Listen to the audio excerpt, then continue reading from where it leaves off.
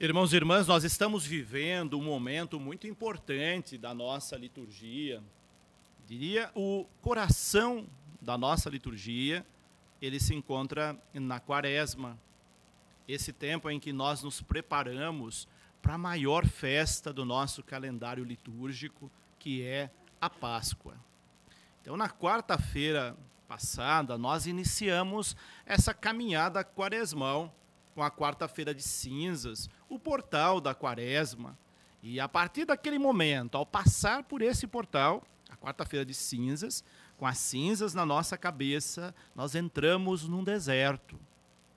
No domingo, nós tivemos a oportunidade de ouvir o evangelho em que Jesus foi conduzido para o deserto. E lá ele sofreu as tentações. Nós somos agora, conduzidos para esse deserto, para rever as nossas tentações, para rever as nossas fraquezas, as nossas debilidades, os nossos pecados, e fazermos uma profunda revisão de vida, e assim chegarmos à Páscoa do Senhor com o nosso coração purificado.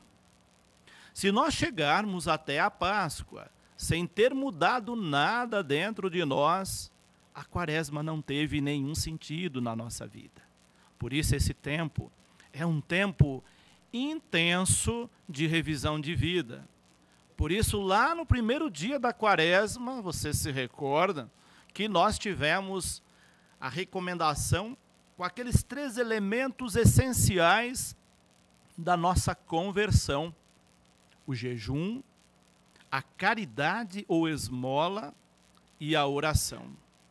3 elementos que nós temos que ter diante de nós durante esses 40 dias para a nossa revisão de vida e perceber como anda o nosso coração, a nossa prática da caridade, a nossa prática do jejum e, sobretudo, a prática da oração.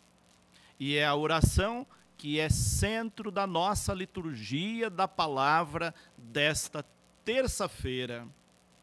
A liturgia, neste dia de hoje, lança luzes a esse elemento, para nós avaliarmos como é que anda a nossa vida de oração. A oração ela tem um poder muito grande na nossa vida. Quando nós exercitamos uma oração que de fato sintonize com Deus, nós conseguimos resolver muitas das nossas dificuldades, dos nossos problemas. E às vezes a carência de oração é que nos coloca num verdadeiro deserto, numa aridez. E aí cabe a pergunta: como é que nós estamos rezando? Como que anda a nossa vida de oração?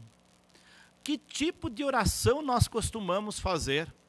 Existem muitos tipos de oração.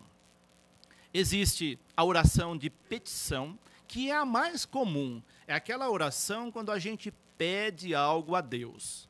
É a oração mais utilizada, porque muitas vezes nós dirigimos a Deus para pedir alguma coisa. E podemos pedir sem receio. Ele mesmo diz: batei e a porta se abrirá, pedi e recebereis. Portanto, ele incentiva que nós façamos oração de petição.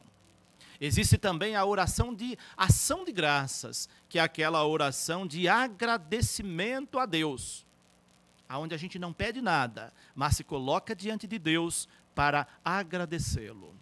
Existe também a oração de contemplação.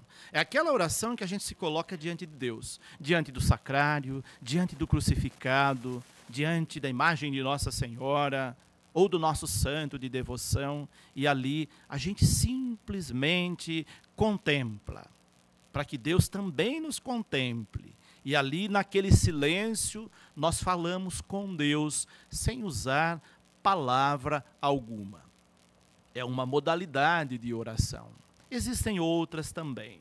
O mais importante é nós escolhermos a oração que nos coloque mais em sintonia com Deus. Por isso, oração é algo muito pessoal, muito íntimo.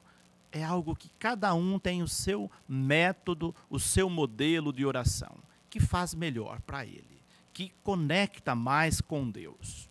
Porém, hoje, nós temos no Evangelho e na primeira leitura um destaque para a oração. Jesus que ensina a rezar.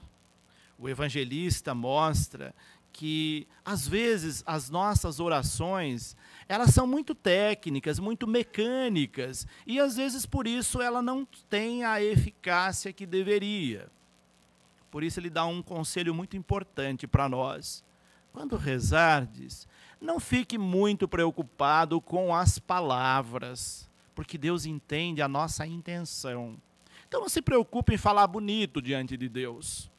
Se preocupe em ter um coração aberto para Deus. Isto é mais importante. Por isso ele diz, não use muitos palavreados, porque às vezes a gente se perde no palavreado. O importante é nós termos essa oração que toque o coração de Deus. Isso vai acontecer se nós de fato tivermos humildade de nos colocarmos diante dele. Vocês se lembram lá da quarta-feira de cinzas? O Evangelho dizia, quando orardes, entre no seu quarto, feche a porta, fique ali você e Deus. Ninguém precisa ficar sabendo que você reza. Deus é que conhece as intenções do nosso coração. E se o nosso coração, a nossa oração, tiver uma boa intenção, ela chega até Deus. É dentro desse contexto que ele nos ensinou os discípulos e ensina cada um de nós a rezar a oração do Pai Nosso. A oração mais completa que nós temos é uma oração de petição e uma oração de agradecimento, com ênfase na dimensão do perdão. Por isso, em um dado momento da oração do Pai Nosso, nós dizemos para Deus, perdoai as nossas ofensas, assim como nós perdoamos os nossos irmãos. Nós colocamos uma condição para Deus. É claro que Deus não vai ouvir isso, porque se ele fosse ouvir, às vezes que nós perdoamos os nossos irmãos e fosse perdoar à medida que nós perdoamos, muitas vezes nós não receberíamos o perdão de Deus. Como ele é infinitamente misericordioso, é claro que ele nos perdoa sempre. Basta que a gente peça de coração contrito. Mas não esqueçamos nunca, o perdão é algo fundamental. E esse tempo de Quaresma é tempo de perdoar, é tempo de reconciliar. Então, não cheguem à Páscoa com o coração cheio de mágoa. Se você tiver mágoa de alguém, se você tem alguém ainda que você não conseguiu se reconciliar e perdoar, esse é o tempo oportuno, esse é o tempo favorável para esse perdão. Que nós possamos fazer com que as nossas palavras, como diz a primeira leitura, ela não saia da nossa boca sem provocar transformações que de fato mude para melhor a nossa vida e a vida dos nossos irmãos. Que essa Quaresma seja um tempo oportuno para esta mudança, seja um tempo favorável. Assim seja, e que o Senhor esteja sempre nos nossos corações e os nossos corações estejam abertos para a conversão. Façamos agora então os nossos pedidos a Deus, as nossas preces. Nós temos aqui algumas preces, mas também cada um de vocês, e vocês que estão em casa acompanhando esta celebração, pode fazer também o seu pedido a Deus nesse momento. E nós vamos concluir nossas preces com a oração da campanha da fraternidade.